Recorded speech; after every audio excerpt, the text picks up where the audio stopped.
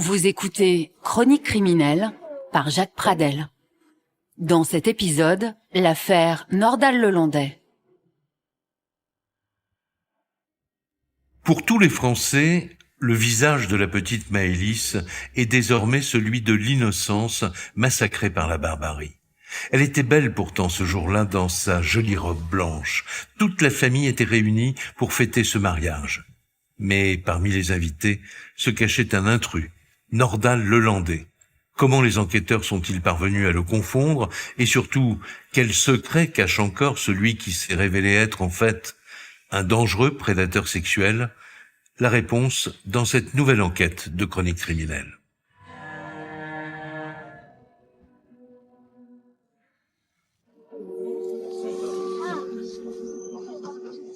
La petite église de la Tour du Pin, à 70 km de Grenoble, n'a pas connu telle affluence depuis longtemps. Ce 2 juin 2018, la ville rend un dernier hommage à Maëlys lors de ses obsèques. 10 mois après sa tragique disparition, l'émotion reste intense. Ici, comme dans tout le pays. Seigneur notre Dieu, nous avons du mal à comprendre que l'on puisse mourir si jeune et qu'une vie soit brisée alors qu'elle commençait à s'épanouir. L'église est trop petite pour accueillir la foule. Sur toute la place, règne un lourd silence lorsque Jennifer, la mère de Maëlys, prend la parole. Tu étais si belle. Ton regard était profond, rempli d'amour et malicieux. Tu aimais nous fou rire, nous faire rire.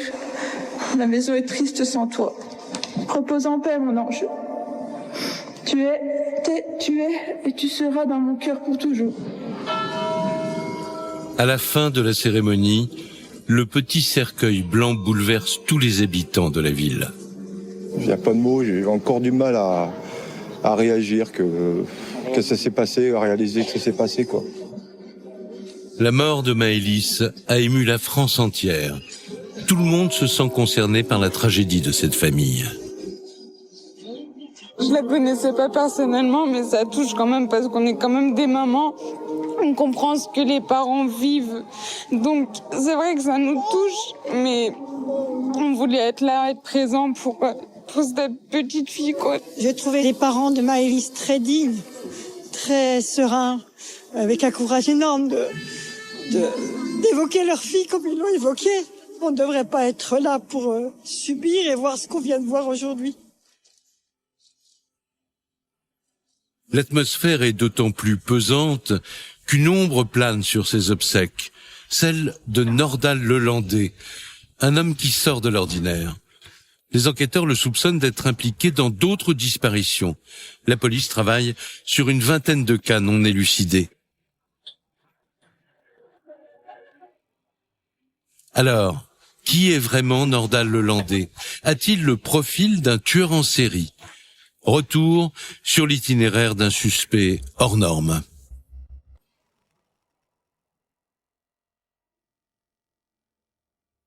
La traque commence à l'été 2017, dans cette petite localité de l'Isère, très appréciée des touristes, Pont de Beauvoisin. Un bourg de 3500 habitants où il fait bon vivre. La preuve, à la sortie de la ville, la salle des fêtes est très demandée. Ce jour-là, le 26 août, elle est réservée pour une grande réunion de famille, un mariage qui s'annonce particulièrement convivial. Les jeunes époux ont mis les petits plats dans les grands. Les mariés ont une trentaine d'années, ils ont déjà des enfants, ils sont en couple depuis longtemps. Tout le monde se connaît dans cette fête, ils sont tous proches les uns des autres. C'est ou des voisins, ou des amis, ou de la famille. Jean-Marc Bloch, criminologue et ancien directeur de la PJ de Versailles. C'est vraiment une fête familiale, comme il s'en produit dans tous les villages de France, toutes les semaines, tous les week-ends. L'atmosphère est joyeuse. Une vingtaine d'enfants courent entre les tables. Et parmi eux, une petite fille profite pleinement de la noce. Elle s'appelle Maëlys, elle a 8 ans et demi. C'est une petite fille très mignonne, elle est habillée tout en blanc. Véronique Parette, grand reporter à France Bleu Isère. Comme le veut un mariage, avec des sandales blanches, une tresse dans les cheveux, elle a des cheveux noirs, des grands yeux rieurs. Elle avait dit à l'une de ses petites copines qu'elle était très impatiente de participer à cette fête de mariage. Léopold Strajnik, rédacteur en chef de France Bleu Isère. C'est un espace de liberté, souvent, les mariages, ces grandes fêtes de mariage pour les enfants.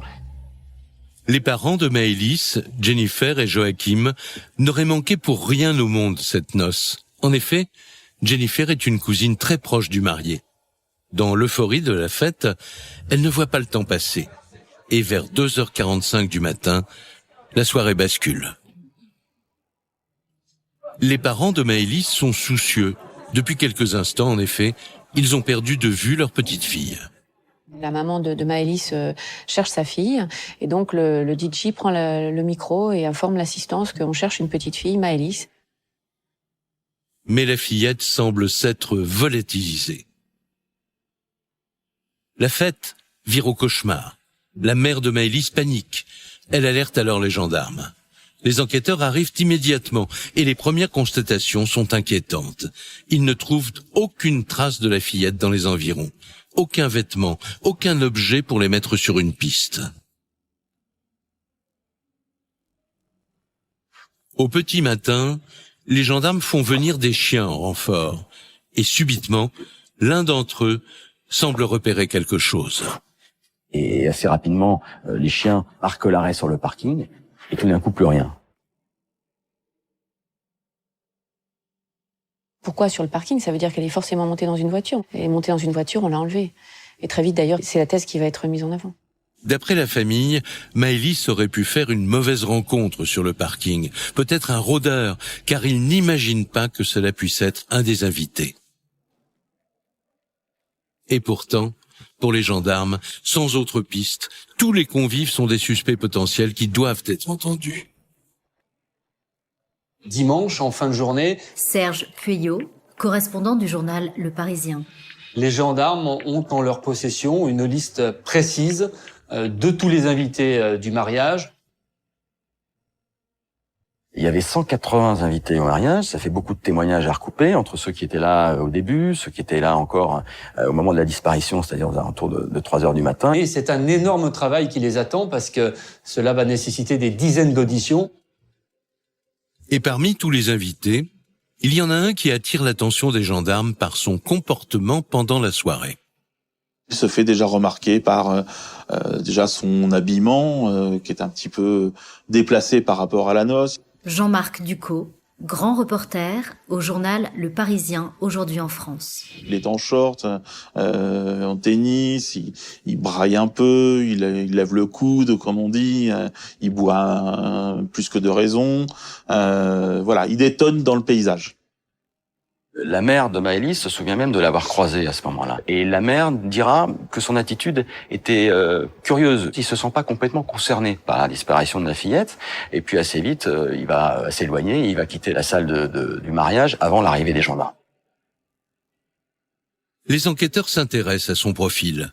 Il s'appelle Nordal Lelandais. Il a 34 ans. C'est un ancien militaire, passionné par les animaux. Il a été maître chien dans l'armée de terre.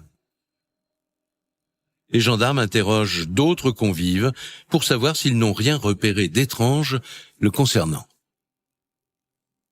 La maman de Maëlys a dit qu'elle avait vu Nordal parler plusieurs fois avec sa fille, qu'elle trouvait que c'était un petit peu bizarre qu'un homme de son âge, de 34 ans, s'intéresse à une gamine de 8 ans. Il a eu effectivement des contacts avec la petite Maëlys, qui va même jusqu'à l'appeler tonton, dire c'est mon ami, etc. Il a parlé de ses chiens à Maëlys, lui a même montré la photo de ses chiens qui était présente sur son portable. Et forcément, Maëlys, très attirée par les chiens, a continué à discuter autour de ces animaux. Une chose est donc sûre, Nordal a sympathisé avec Maëlys durant la noce. Et ça n'est pas tout. Les enquêteurs repèrent un trou dans son emploi du temps pendant la soirée. Il s'est absenté durant une demi-heure, juste avant la disparition de la petite fille. Les gendarmes se demandent ce qu'il a bien pu faire. Il va dire qu'il s'est taché son bermuda blanc avec du vin. Il dit qu'il est rentré chez lui pour se changer. Et il ne voyait pas continuer la fête avec un... Vincent Vallès, journaliste au Dauphiné Libéré. Un vêtement taché, donc il fait l'aller-retour. Après avoir entendu tous les invités, seul Nordal Lelandais intrigue les enquêteurs avec cette histoire de Bermuda qui ne les convainc qu'à moitié. Mais ils n'ont rien contre lui. Il repart sans être inquiété.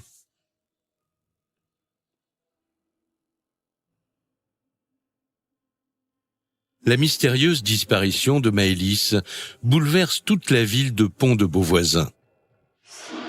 Stupéfaction, on est vraiment abasourdi, parce que c'est vraiment un truc impensable. Impensable. On retrouve la petite le plus rapidement possible. Hein. C'est le plus urgent, voilà. Je suis grand-mère et donc je sais que ça serait arrivé à quelqu'un de ma famille, ce serait très dur. Les habitants placardent même des appels à témoins un peu partout. Et subitement, les enquêteurs retombent sur Nordal, leur suspect. Car le lendemain du drame, un proche de la famille de Maëlys signale un détail troublant aux gendarmes. Il a repéré un des invités de la noce qui vient de passer un bon bout de temps à nettoyer sa voiture au centre de lavage. Et il est formel, il s'agit de Nordal Lelandais. Alors les enquêteurs se rendent à la station-service et ils ont de la chance. Elle est équipée de caméras vidéo. Ils saisissent les images et ce qu'ils voient renforce leurs soupçons. Ils vont s'apercevoir que cette vidéo de nettoyage d'une voiture dure 2h17, ce qui est considérable. Donc 41 minutes de nettoyage des tapis à l'aspirateur. Ça en fait des jetons dans l'aspirateur, 41 minutes. On le voit également passer beaucoup de temps à nettoyer le coffre de sa voiture, notamment avec un produit, un très fort détergent qu'on utilise habituellement pour laver les jantes. Il prend un soin tout particulier à récurer la carrosserie, à nettoyer l'intérieur de l'habitacle, notamment le côté passager, avec un soin mais plus que maniaque. Les gendarmes se demandent si ce nettoyage minutieux ne serait pas lié à la disparition de la petite Maëlys. Nordal aurait-il voulu effacer des preuves ? Son attitude est plus qu'étrange. Alors début septembre, ils le placent en garde à vue. Mais Nordal reste serein. Pour sa voiture, il a une explication toute trouvée. Il expliquera, oui, la voiture, je devais la vendre. C'est vrai qu'on retrouvera l'acheteur potentiel de cette voiture. Léopold Strajnik, rédacteur en chef de France Bleu Isère. Mais à ce moment-là, pourquoi il a passé autant de temps à laver la portière passager et le coffre ? Ça, il ne l'explique pas. Les enquêteurs sont persuadés que ce Nordal leur dissimule quelque chose. Pendant la garde à vue, ils passent au crible ses relevés téléphoniques. Et là, surprise, ils découvrent qu'il leur a caché un deuxième téléphone portable. Mais Nordal ne se démonte pas. Il en a besoin, dit-il, pour un petit business illégal. Il revend de la drogue. Il y en a un qui lui servait sûrement habituellement pour sa vie normale, entre guillemets. Jean-Marc Bloch, criminologue et ancien directeur de la PJ de Versailles. Puis le second téléphone, celui dont il cache l'existence aux gendarmes, c'est probablement avec celui-là qu'il faisait son business. Il explique son attitude qui peut paraître un peu bizarre aux enquêteurs. Véronique Parette, grand reporter à France Bleu Isère. Parce que effectivement, il a cette activité de dealer et il essaie de la dissimuler. Nordal n'est-il qu'un petit trafiquant ou cache-t-il d'autres secrets moins avouables ? Les gendarmes sont perplexes, car un autre détail attire leur attention. Des griffures sur les bras. L'ancien maître chien affirme s'être égratigné en jardinant. Encore une fois, il a réponse à tout. Faute de preuves, il est donc relâché, mais les gendarmes n'ont pas dit leur dernier mot.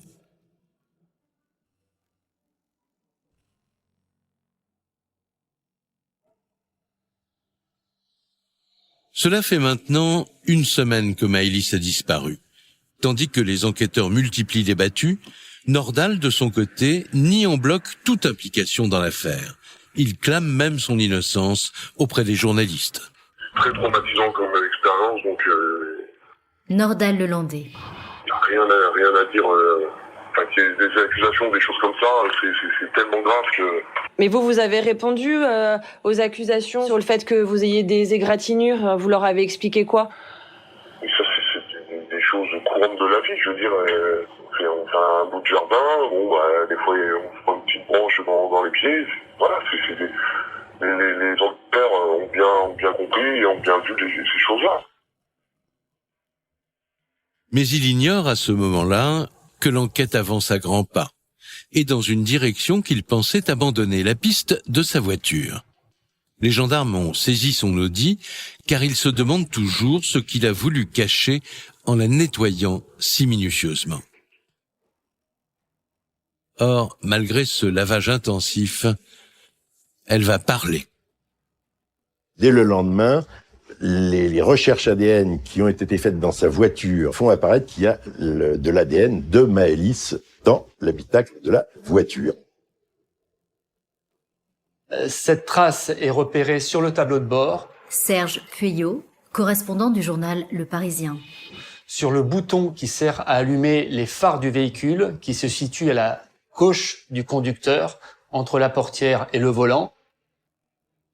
Pour les gendarmes, c'est la preuve que Maëlys est bien montée dans sa voiture. Seulement voilà, le jeune homme n'en a jamais parlé. Cette nouvelle dissimulation renforce les suspicions des enquêteurs. Le 3 septembre 2017, l'affaire bascule.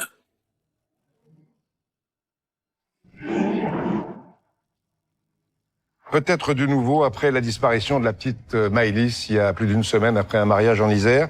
Un homme placé en garde à vue puis relâché a été incarcéré finalement et mis en examen pour enlèvement et séquestration. Une trace ADN de la fillette aurait été retrouvée dans sa voiture. L'affaire s'accélère. Avec cet ADN, les gendarmes sont persuadés qu'ils détiennent l'auteur de l'enlèvement de Maëlys.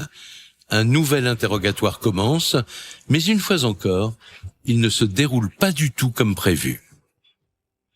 Nordal ne se démonte pas. Il sort une nouvelle explication en disant qu'en fait, il se souvient maintenant que Maëlys est montée dans le véhicule avec un autre petit garçon lors de la soirée. Il explique que les deux enfants voulaient voir si les chiens étaient dans le coffre de son Audi. Vincent Vallès, journaliste au Dauphiné Libéré. Et donc, Nordal Lelandais les a fait monter pour leur dire « Regardez, mes chiens ne sont pas là. » Et il l'a aidé à les redescendre tous les deux. Pour les enquêteurs, cette explication tardive n'est pas crédible. Cette fois, les gendarmes pensent le tenir. Il est placé en détention provisoire, où il se mure désormais dans un silence obstiné. Mais les enquêteurs savent maintenant que Maëlys est bien montée dans son Audi. Alors, où l'aurait-il emmené ?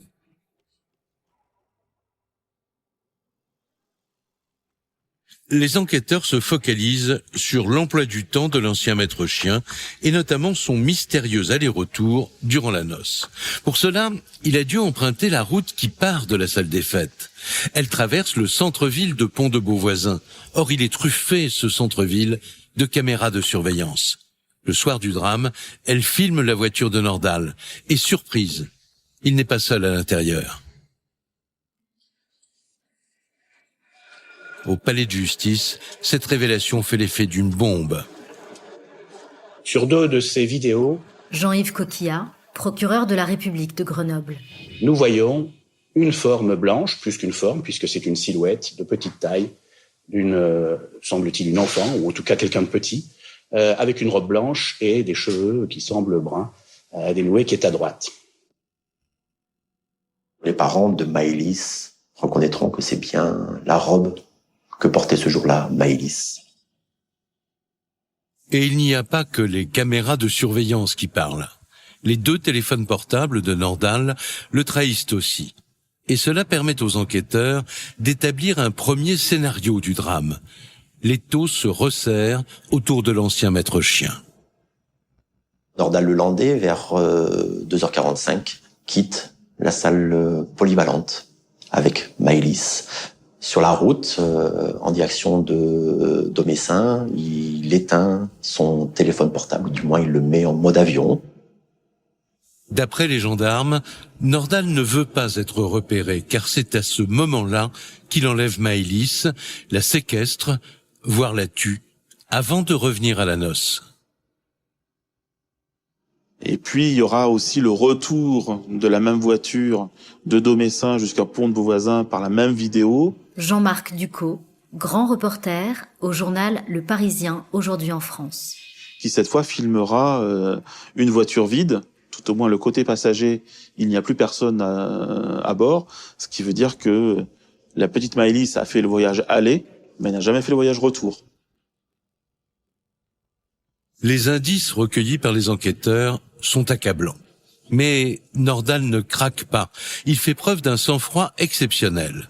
Maëlys reste introuvable et l'attente est insupportable. Dans son village du Jura, la maison familiale est fermée.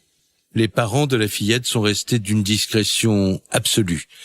Mais le 28 septembre, ils organisent une conférence de presse. Ils prennent la parole pour supplier Nordal d'avouer. Nous lui demandons de dire tout ce qui s'est passé cette nuit-là et de coopérer avec la justice. Jennifer de Arrojo, maman de la petite Maëlys. Il nous laisse à penser qu'il pourrait détenir des informations importantes et pouvant nous aider à retrouver notre fille. Il doit sûrement lui aussi se poser beaucoup de questions et réfléchir depuis sa cellule. Nous espérons qu'il entende notre appel à l'aide, car notre seul souhait, c'est de retrouver notre fille. Elle nous manque terriblement. Nous pensons à elle chaque jour, chaque seconde. Et nous espérons que cet appel sera utile et aidera l'enquête. Mais du fond de sa prison, Nordal Lelandais refuse toujours d'avouer. Les enquêteurs ont accumulé des indices graves, son aller-retour durant la noce, ses portables coupés, et surtout la forme blanche sur le siège passager. Mais ils en veulent plus pour le faire parler. Alors ils reviennent sur la seule piste qui les a fait avancer, sa voiture. Ils la passent à nouveau au crible, et ils font une découverte capitale. Mais au même moment, l'enquête va prendre une toute autre ampleur à des kilomètres de là.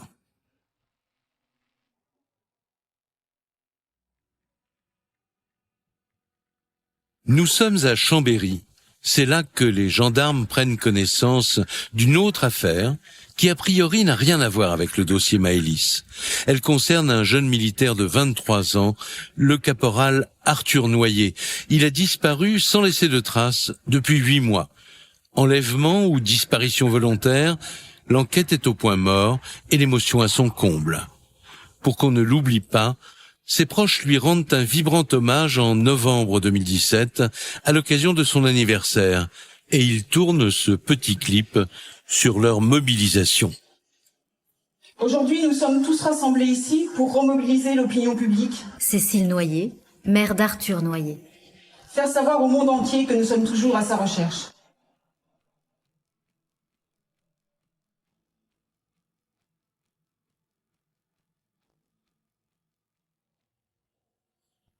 Le 18 décembre 2017, la presse apprend que les enquêteurs sont sur une piste stupéfiante. Jusqu'où ira l'affaire Nordal Lelandais? Cet ancien militaire de 34 ans, déjà suspecté d'avoir enlevé et tué la jeune Maëlys en août dernier, est à nouveau désigné comme suspect numéro 1 dans une autre affaire, la mort du caporal Arthur Noyer. Car les enquêteurs s'aperçoivent qu'Arthur Noyer a disparu dans des circonstances similaires à celles de la petite Maëlys. Et surtout, que Nordal se trouvait dans les parages. Pour la justice, l'affaire devient hors norme. Cet homme au profil troublant serait peut-être un tueur en série.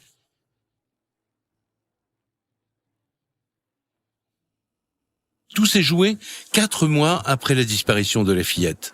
Les gendarmes de Chambéry apprennent qu'elle a été enlevée dans une Audi. Or, une voiture de ce type figure dans le dossier Arthur Noyer. Elle a été repérée grâce aux caméras de surveillance de la ville en avril 2017.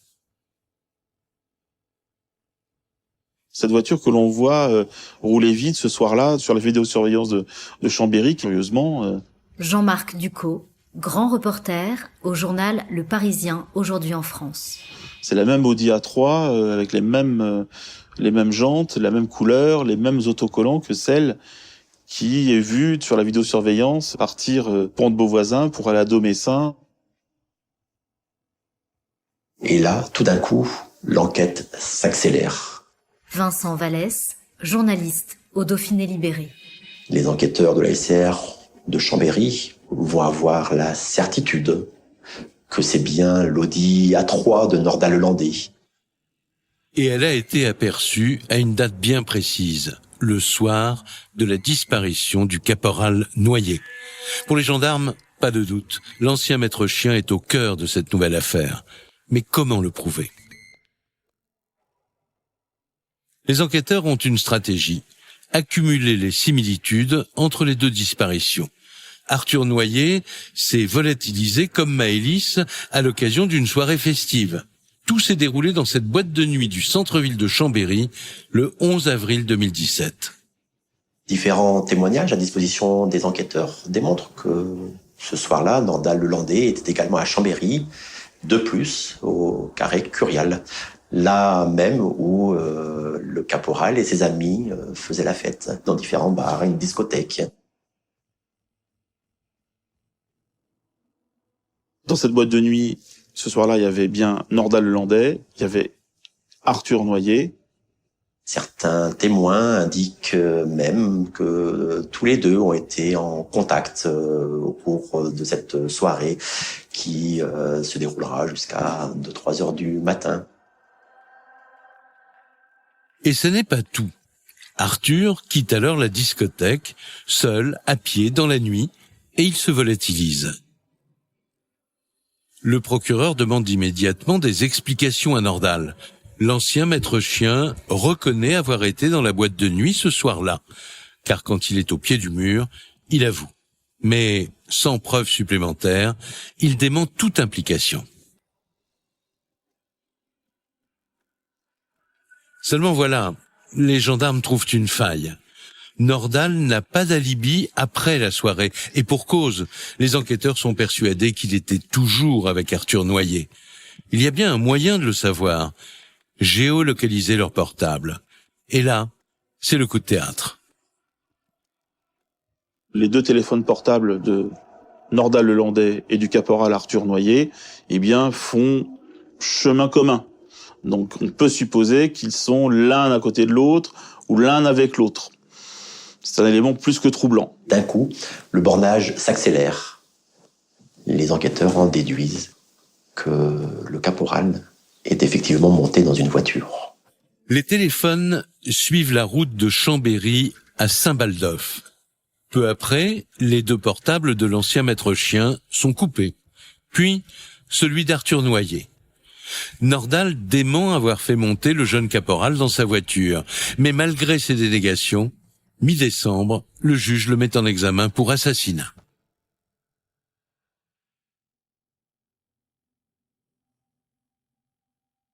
Mais 2 mois plus tard, en février 2018, l'enquête piétine à nouveau. Les gendarmes sont convaincus que l'ancien maître chien a tué aussi bien Maëlys qu'Arthur. Mais ils n'ont toujours aucune preuve irréfutable contre lui. Or, le 14 février, l'enquête bascule. La voiture, entièrement désossée par les experts, a encore parlé. Ils ont détecté une minuscule goutte de sang. Cette fois, celui de Maëlys. Nordal est coincé.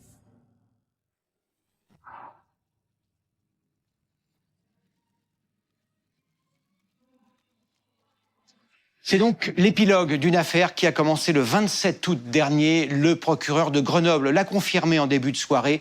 Confronté à des prélèvements ADN, Nordal-Lelandais est donc passé aux aveux. Il a avoué à cause d'une goutte de sang, tout simplement, microscopique, invisible à l'œil nu. Mais c'est bien elle, cette goutte de sang retrouvée dans sa voiture, qui a tout fait basculer. Des aveux qui ne satisfont pas complètement les enquêteurs. Que s'est-il passé précisément ? Nordal affirme avoir bien fait monter la fillette dans sa voiture, mais pour lui montrer ses chiens, et pas pour la tuer.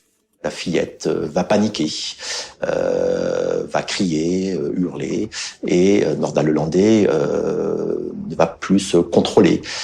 Lui aussi va paniquer et va donc infliger une puissante gifle à la fillette en plein visage. Quelques instants plus tard, il s'est aperçu que le pouls de la fillette ne battait plus. En tout cas, dont on est sûr, c'est qu'il va déposer le corps en contrebas de la route et il va revenir.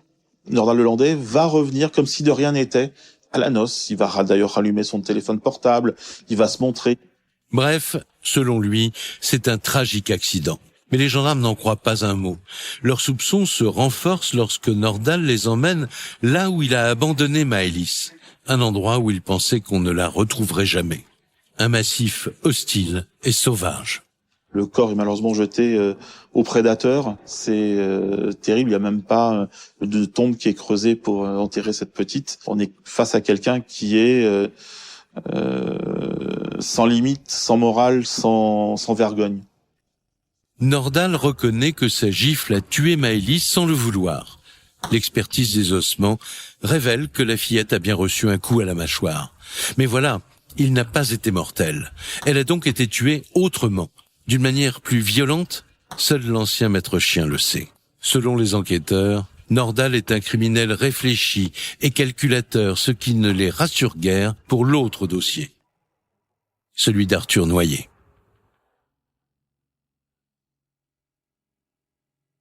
Mais cette fois, les gendarmes ont plus de chance.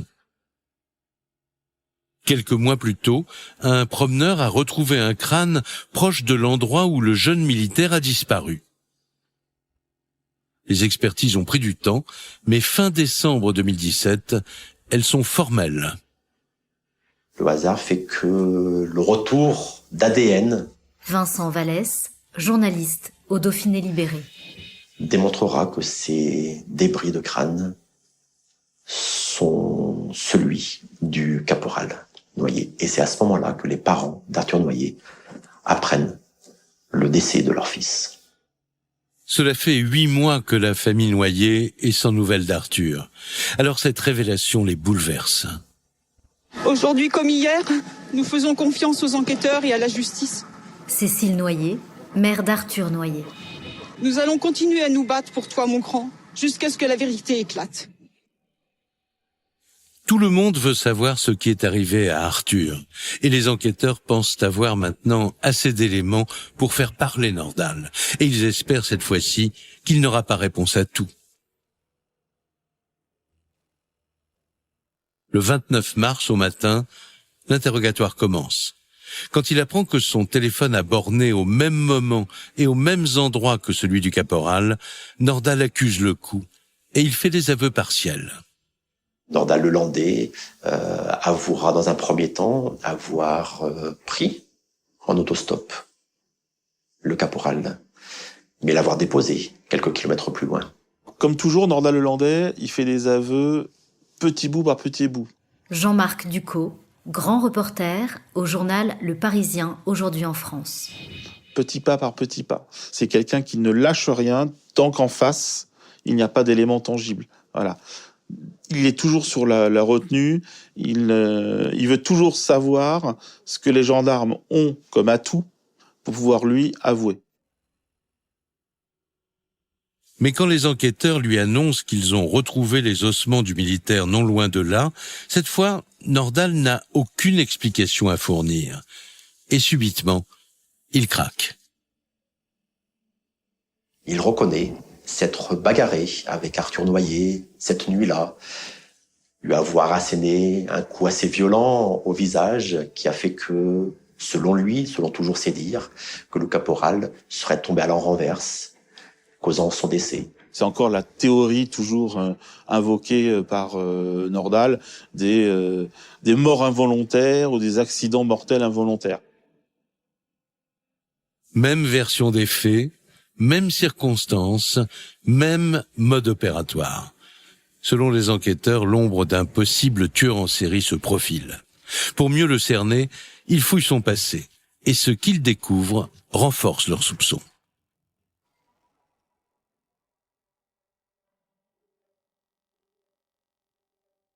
Les gendarmes parcourent la région en quête de témoignages. Et son entourage décrit un jeune homme au tempérament volcanique, voire violent, dissimulé derrière un visage sympathique, au sourire charmeur. Nordal voit le jour en 1983. C'est un enfant plutôt tranquille qui vit ici, à Domessin, couvé par une mère affectueuse. Mais tout déraille à l'école. L'élève est chahuteur. C'est quelqu'un aussi qui, dès l'enfance, a manifesté quand même des traits de caractère agressifs. Stéphane Bourgoin, écrivain, spécialiste des tueurs en série. Menteur pathologique, lorsque par exemple il devait rendre des devoirs qu'il n'avait pas faits, il niait en permanence, même mis au pied du mur, en inventant des excuses complètement ahurissantes. Vers 14 ans, il connaît un épisode douloureux. Ses parents le mettent en pension. Mais dans les mois qui suivent, ils apprennent qu'un membre du personnel aurait eu des gestes déplacés. Nordal présente alors tous les symptômes d'une victime traumatisée. Il rentre chez lui et là, il a des crises de larmes de manière assez permanente. Il y aurait eu des attouchements sur certains élèves. Nordal Lelandais, lui, nie totalement avoir été victime d'abus sexuels ou d'attouchements. Ça semble être une fracture au sortir de l'enfance et au début de l'adolescence. Une adolescence, elle aussi, difficile. Une seule passion semble l'animer, les chiens. Il quitte alors le collège pour l'armée. Il est attiré par l'univers militaire, les armes, la bagarre, et il choisit une unité bien particulière. Un bataillon cynophile.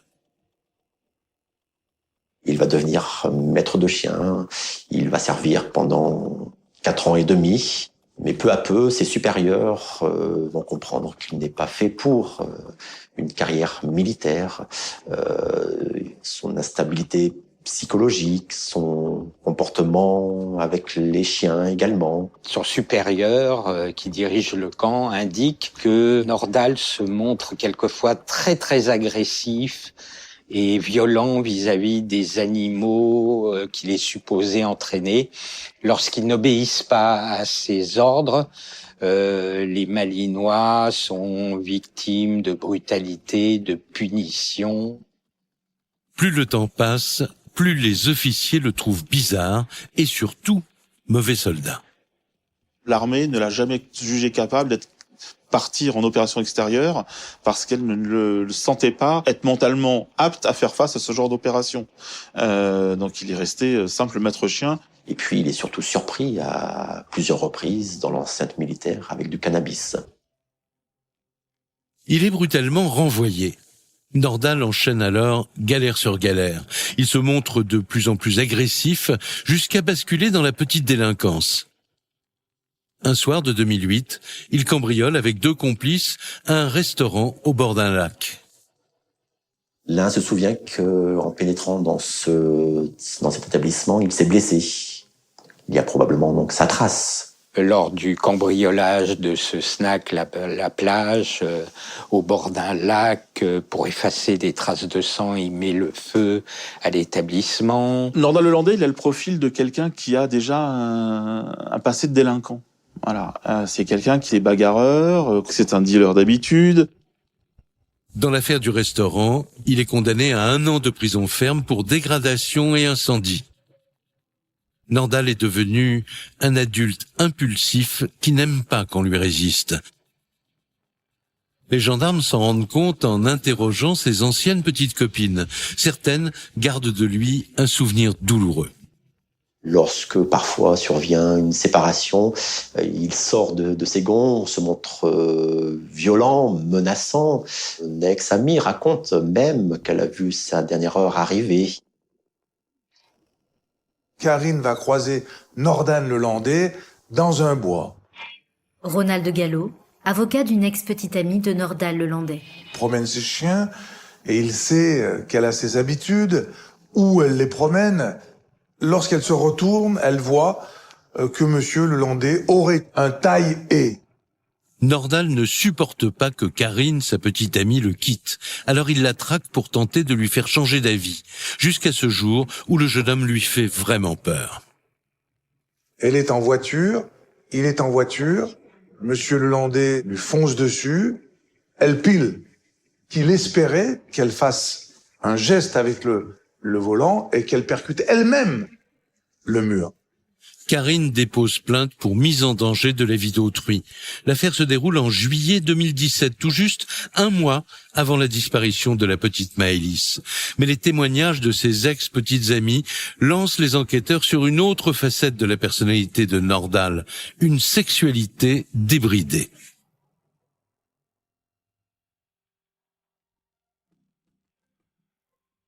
Toutes les descriptions concordent. Dans la région, Nordal passe pour un dragueur impénitent.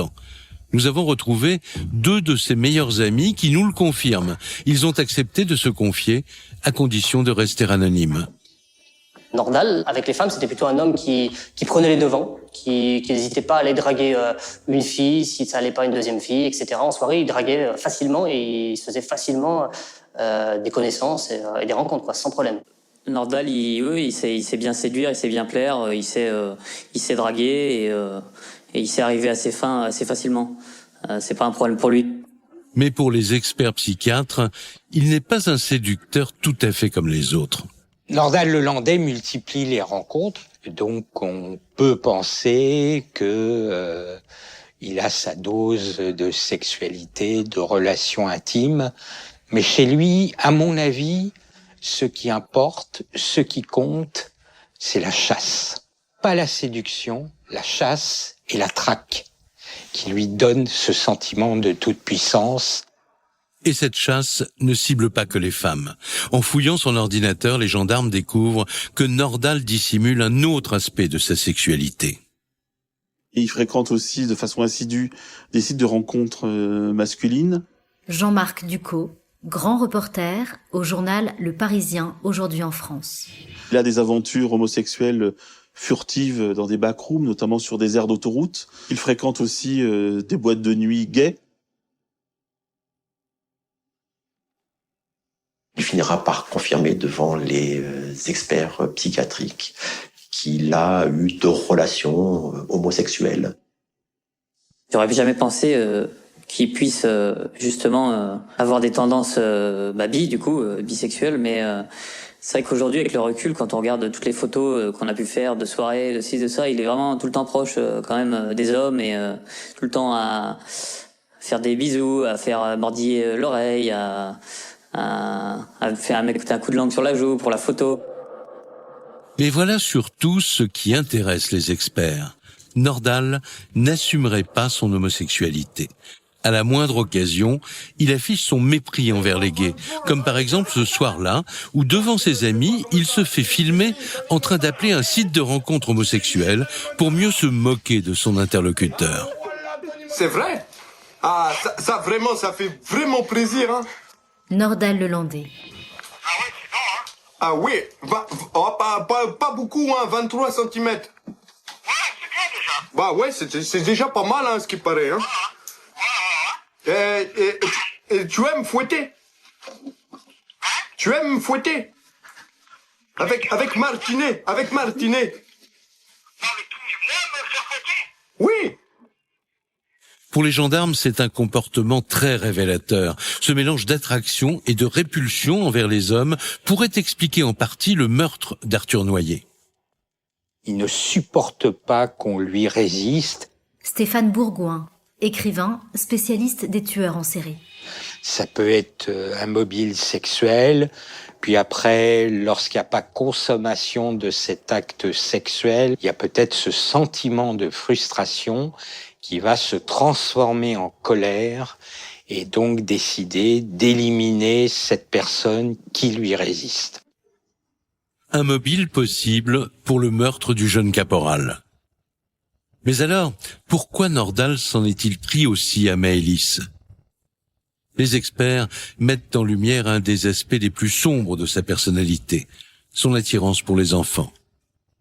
Nordal Lelandais fréquentait aussi des sites pédopornographiques. On sait que le jour précédent la mort de la petite Maëlys, il avait regardé sur son téléphone portable des images pédopornographiques. Est-ce qu'il a voulu tenter une terrible expérience avec cette petite? Et le lendemain du meurtre de la petite Maëlys, il aurait là encore visionné une vidéo apparemment ultra-violente de pédopornographie. Nordal Lelandais a le profil d'un prédateur pédophile. Les enquêteurs se demandent alors si Maëlys est son unique victime. Ils poursuivent leurs investigations et dans la mémoire d'un de ses téléphones, ils retrouvent une vidéo que Nordal avait tenté d'effacer. Cette vidéo a démontré une agression sexuelle d'une fillette. Des agressions sexuelles sur sa propre petite cousine, qui était venue passer quelques jours de vacances chez ses parents à Domessin. Là, on bascule dans un autre univers. Les faits sont si graves qu'en juillet 2018, un juge d'instruction met en examen Nordal Lelandais pour agression sexuelle sur mineur.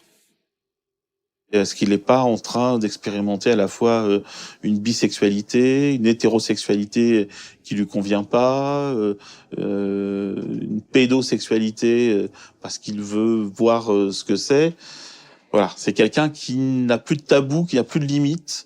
C'est surtout quelqu'un qui n'a plus de morale. La sexualité débridée de Nordal Lelandais est, selon certains enquêteurs, magistrats, l'une des clés du meurtre de Maëlys, de l'assassinat du caporal. Ses amis n'en reviennent pas. Ils n'avaient jamais imaginé découvrir un jour Nordal sous ce profil.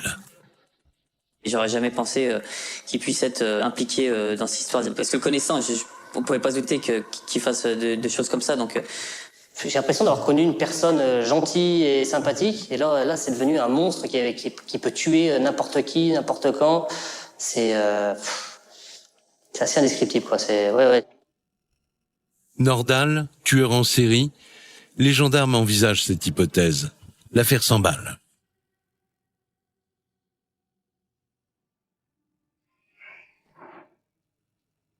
Pour la première fois depuis plusieurs années, policiers et gendarmes se demandent s'ils n'ont pas affaire à un tueur en série. Le procureur de Chambéry l'a d'ailleurs confirmé hier.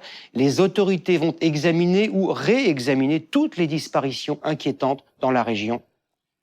Et même au-delà.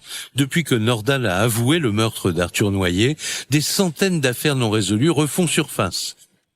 Pour examiner ces cas, policiers et gendarmes créent une unité spécialisée. La cellule Ariane. Surtout qu'un type comme Lelandais, si on considère qu'en 6 mois... Bernard Valézy, vice-président de l'association Assistance et Recherche de personnes disparues. Il a commis le meurtre de Maëlys, le meurtre de Noyer, la tentative de meurtre contre sa copine, plus l'affaire d'attouchement sur sa cousine, 4 affaires en 6 mois... Bon, ça veut dire qu'avant, il en a forcément commis d'autres. C'est pas arrivé d'un coup. Parce qu'en règle générale, ce sont aussi des délinquants dits ordinaires, parce qu'on ne naît pas tueur en série, on le devient en franchissant un certain nombre de paliers. Au total, la cellule Ariane examine près de 900 dossiers. Mais après plusieurs mois d'enquête, elle n'en retient qu'une vingtaine. Et le cas le plus saisissant, c'est l'affaire Lucie Roux. Tout se déroule encore près de Chambéry, là où Nordal Lelandais a tué Arthur Noyer.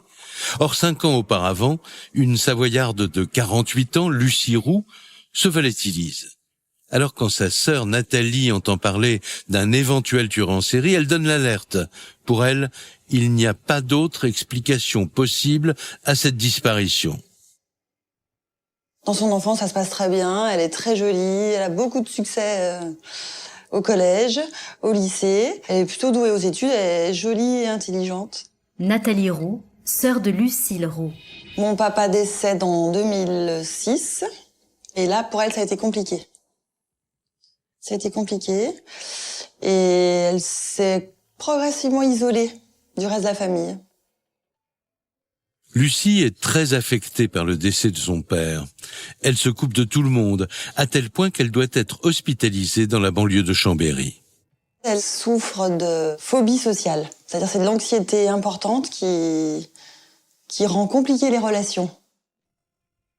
Et c'est dans cet établissement psychiatrique que le destin de Lucie bascule en 2012. Les gendarmes qui ont réouvert le dossier de sa disparition commencent leur enquête par l'hôpital. Ils s'intéressent au personnel, aux malades, et ils font une découverte stupéfiante. Nordal Lelandais aurait séjourné à l'hôpital psychiatrique en 2012, en même temps que ma sœur. Nordal Lelandais est dans cet établissement à cause de ses problèmes liés à l'alcoolisme et à des dépressions. Ben, je me dis, elle a disparu et elle l'a croisée. Et je me dis, au milieu de toutes les familles qui ont un disparu, je me dis, nous, on a un vrai lien. Pour les enquêteurs, la coïncidence est troublante, mais rien ne prouve l'implication de Nordal. Alors les gendarmes creusent le dossier Lucie Roux. À ce moment-là, en janvier 2018, la presse a longuement évoqué les affaires impliquant l'ancien maître chien. Son visage est maintenant connu. Un témoin appelle alors les enquêteurs et leur raconte une scène cruciale qui se serait déroulée à la cantine de l'hôpital. Plusieurs pensionnaires de cet établissement Stéphane Bourgoin, écrivain, spécialiste des tueurs en série. Ont indiqué que Lucie Roux a partagé des repas avec Nordal Lelandais. Ce que je peux tout à fait imaginer. Je me dis qu'elle a pu le trouver très sympa et se dire, voilà, j'ai un copain, enfin un ami. À l'hôpital, c'est quand même plus agréable quand on a des relations, même en milieu comme ça fermé. Donc là, on a véritablement un rapprochement concret entre le Landais et une personne qui a disparu. Un indice, mais qui ne fait pas de Nordal un coupable. Quelque temps après cette rencontre, Lucie disparaît mystérieusement, en laissant chez elle ses papiers et son téléphone. Pour sa sœur, cette coïncidence est troublante. Comme on est dans le potentiel tueur en série, ça me conforte dans l'idée que c'est possible. Que la disparition de ma sœur, elle serait peut-être pas de son fait à elle. La gendarmerie cherche à en savoir plus sur ce fameux déjeuner et tente actuellement de reconstituer l'emploi du temps de Lucie juste avant sa disparition. D'autant qu'elle est loin d'être la seule à s'être volatilisée dans la région. Car la cellule Ariane accumule les dossiers de disparition mystérieuse. Elle s'intéresse de près au cas Jean-Christophe Morin, 23 ans, un routard qui vit de petits boulots. Son profil ressemble étrangement à celui du jeune caporal Arthur Noyer. Même âge, même physionomie et même distraction. Il adore faire la fête. Il disparaît en 2011 à l'occasion d'un festival de musique techno organisé chaque année dans le fort de Tamier, à 55 km de Chambéry. Il s'y est rendu en stop avec un ami pour rejoindre d'autres amis. Pendant la soirée, ils se sont perdus de vue. Adeline Morin, sœur de Jean-Christophe Morin. Le dernier témoin qui a vu Jean-Christophe dit l'avoir vu partir de la soirée en courant en disant que quelqu'un lui en voulait. Et un an plus tard, au même endroit, au même festival, nouvelle disparition dans les mêmes circonstances. Autre coïncidence troublante, la victime, Ahmed Amadou, se rendait régulièrement à la Bridoire, un petit village situé à quelques kilomètres de Pont-de-Beauvoisin et du domicile de Nordal Lelandais. Et mon frère, si ça se trouve même, il l'a côtoyé, ce Nordal Lelandais. Farida Amadou, sœur d'Ahmed Amadou. Je pense qu'il a dû le côtoyer. D'autant plus qu'on habitait la Bridoire. On a hérité d'une maison là-bas. Et de temps en temps, il allait se ressourcer. Et de la Bridoire à Pont-de-Voisin, il y allait souvent en stop. Et je pense que si ça se trouve, il a rencontré aussi Nordal peut-être à Pont-Voisin, allez savoir qu'il ait pu le côtoyer dans un bar ou autre. Hein. Une supposition que rien pour l'instant ne vient étayer. Mais pour les experts, une telle série de disparitions similaires dans une région fréquentée par Nordal soulève des interrogations. Alors, est-ce qu'il est lié à ces disparitions? Tout ça, ça fait quand même beaucoup de coïncidences et d'événements de disparition qui peuvent être liés au fait qu'ils se trouvent dans les mêmes lieux au même moment. Alors, ça n'en fait pas un responsable automatique de meurtre, mais disons qu'il a le profil pour être un tueur en série. Si vous me posez la question, je réponds oui, même s'il est toujours présumé innocent à ce jour. Sur les 20 dossiers prioritaires examinés par la cellule Ariane, 14 ont été jugés suffisamment sérieux pour être officiellement réouverts par la justice. Mais elle n'a pas fait état de nouveaux éléments qui incrimineraient Nordal Lelandais. Quant au meurtre qu'il a avoué et qu'il présente comme accidentel, ces explications sont loin de satisfaire les enquêteurs. Pour les parents de Maëlys, la tragédie vécue par leur fille n'a pas livré tous ces mystères. Et tant qu'ils ne connaîtront pas les circonstances exactes de sa mort, tout deuil demeure impossible.